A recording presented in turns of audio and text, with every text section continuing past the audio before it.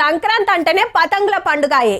దుక్నాల పతంగులు తెచ్చుకుంటూ బంగ్లా మీదికి పోవుడు, మోగుల మీదికి ఇడుచుడు. సెలవు వచ్చిందంటే మైదానాల సుత ఇదే కథ. ఇక ఎవల పతంగి మీదికి పోతుందో అని పోటీలు పెట్టుకొని ఎగరేస్తుంటారు పోరలు.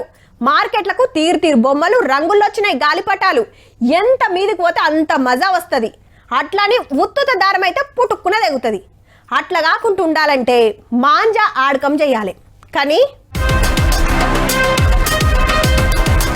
సుట్టు పెట్టిన బెండలన్నీ చైనా మాంజానే. పట్నం పాత బస్తీలా 10 లక్షల ఇల్వగల మాల్ సీజ్ చేసి 15 మంది మీద కేసులు కట్టిండ్రు టాస్క్ ఫోర్స్ పోలీసులు.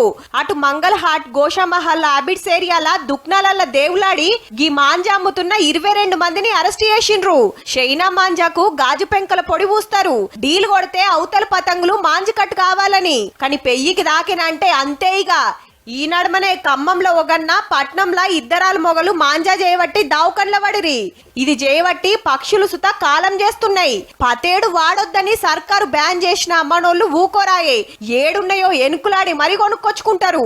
అదే దందాలు వేస్తోలనే పట్టుకొని లోపడేస్తే పోరలు గిటి జోలికి ఓరు కదా. ఆల్రెడీ దినం పతంగులు ఎగురుతూనే ఉన్నాయి కాబట్టి పోలీసోళ్ళు నజరేసిండ్రన్నట్టు. ఎగిరేసినంత సేపు సంబురమే అనిపిస్తది. పుసుక్కున అటు ఇటు ఆయన అంటే పెద్ద పరిశానే ఉంటది. చూసుకోండి మళ్ళా.